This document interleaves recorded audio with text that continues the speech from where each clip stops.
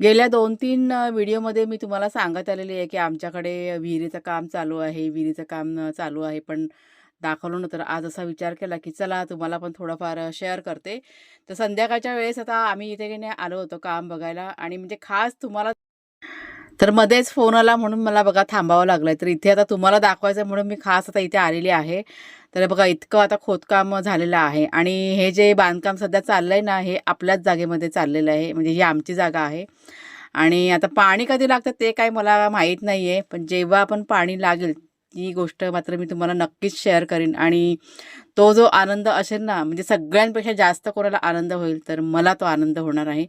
तर इथे आता सगळं बघितलं मी आणि मग आम्ही धरली घरची वाट. म्हणजे संध्याकाळच्या वेळेस आलो होतो, अंधार व्हायला सुरुवात झाली आणि आम्ही सगळेच आलो होतो. कुणाल, मी, कुणालचे बाबा, वाघ्या, शेरू यांना घरातच ठेवून आले होते. त्याच्यामुळे मी काही जास्त काही थांबले नाही.